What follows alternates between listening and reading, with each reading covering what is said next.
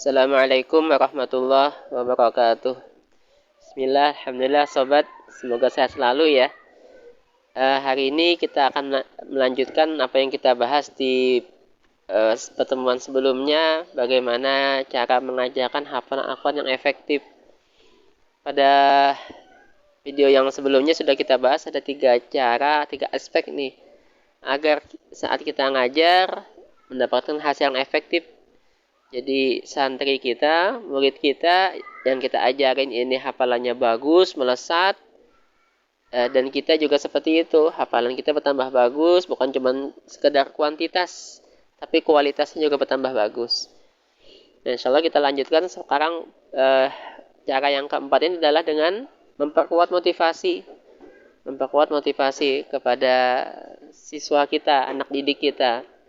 Jadi perbanyak sesi motivasi agar mereka menghafalkan Al-Quran memang benar-benar dari dalam dirinya, bukan cuma sekedar ikut-ikutan, bukan cuma sekedar suruhan ustadznya, tapi memang mereka sadar nih, kenapa memang mereka harus hafal Quran, karena memang itu adalah kebutuhan mereka.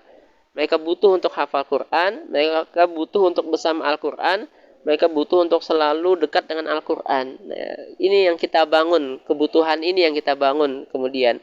Bukan cuma sekedar keterpaksaan, bukan cuma sekedar keharusan, bukan cuma sekedar mereka ikut-ikutan teman-temannya, ikut-ikutan lingkungan sekitarnya. Nanti kalau cuma sekedar kayak gini, pas mereka pulang, pas mereka liburan, pas mereka lagi nggak bersama teman-temannya, ya mereka loyok lagi. Kalau pas lagi nggak ada yang maksa, pas nggak ada yang ngingatin, ya loyok lagi mereka. Tapi kalau kita bangun nih kesadaran, motivasi, kenapa mereka menghafalkan Quran ini kan karena memang itu adalah kebutuhan mereka.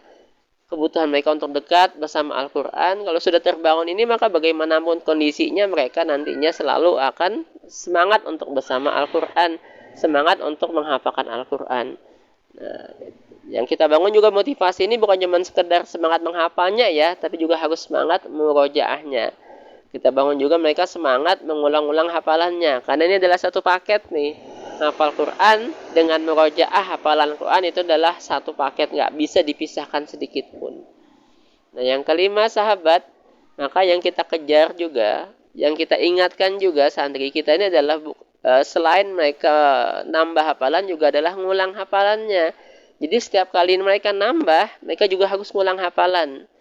Jadi misalnya nih, mereka nambah surat An-Naba hari ini. Maka ketika besok mereka nambah lagi misalnya surat An-Nazi'at, mereka juga harus menyetorkan lagi surat An-Naba. Besoknya juga seperti itu.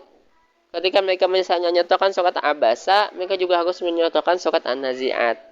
Jadi paling tidak setoran hari ini plus setoran 1 hari sebelumnya. Kalau bisa 2 hari sebelumnya tuh kalau bisa ya.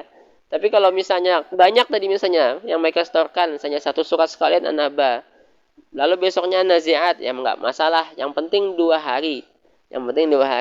Jadi setoran hari ini plus setoran 1 hari sebelumnya kalau banyak ya. Kalau mereka cuma misalnya ngapalnya 2-3 baris, 4-5 baris gitu ya.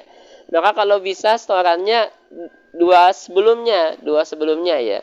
Kalau misalnya nih 1 hari ada 3 kali pertemuan tahfidz, maka pertemuan sore itu untuk selain ziyadah juga ngulang hafalan yang pertemuan pagi dan siang misalnya kalau 3 kali ya. Nah, intinya apa yang sudah ditambahkan dari hafalan itu juga harus ada di sana murojaah. Jangan sampai kita ngejar nambah doang, tapi murojaahnya dilalaikan. Jangan kayak gini juga, murojaahnya per 5 halaman, murojaahnya per 1 juz, itu terlalu jauh, terlalu banyak, bingung, pusing nanti santri kita. Untuk mengulang hafalan yang sudah terlalu banyak, maka murojaah ini bertahap. Ini yang ke-5, yang ke-6, nah ini murojaah bertahap ini ya. Tadi murojaah pertama tadi saat kita menyetorkan hafalan yang baru, itu harus murojaah sudah. Kemudian saat santri kita nanti nyampe 5 halaman, murojaah lagi. Nah, tapi ini kalau kita lihat ternyata dia kesusahan, murojaahnya sudah sampai 5 halaman, dia kesusahan murojaahnya nih. Maka persedikit, jadiin 3 halaman. 3 halaman. Nanti pas nyampe 5 halaman baru murojaah lagi juga. Nanti sampai setengah juz, 10 halaman murojaah lagi. Jadi nyetor 5 halaman, yang disetorkannya adalah setengah juz dari awal hafalannya sampai setengah juz. Kalau ternyata berat dia setengah juz, maka potong lagi 3 halaman. Maksudnya halaman ke-8 ini ya. Murojaah dari halaman 1 sampai halaman ke-8. Nanti halaman ke-10 baru murojaah lagi 10 halaman atau setengah juz. Jadi bikin murojaahnya dengan bertahap, ini bertahap. Jangan sampai 1 juz baru murojaah, jangan sampai seperti itu. Itu terlalu jauh, nanti pusing dia.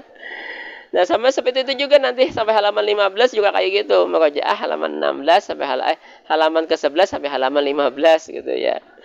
Nanti sampai 1 juz juga kayak gitu. Murojaah setengah juz dulu, baru nanti setengah juz yang belakang dulu, baru setengah juz yang depan kemudian digabung.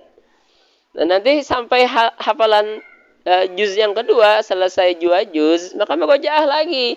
Murojaah juz yang baru diselesaikan misalnya juz 29. Plus juga nanti murojaah lagi juz yang ke-30. Jangan ditinggalkan juz 30-nya. Harus dimurojaah ke ustadznya, jangan cuma disuruh murojaah sendiri. Tapi harus ada murojaah ke ustadz ini. Kalau sampai 3 juz juga kayak gitu. Misalnya juz 28, 29, 30 nih.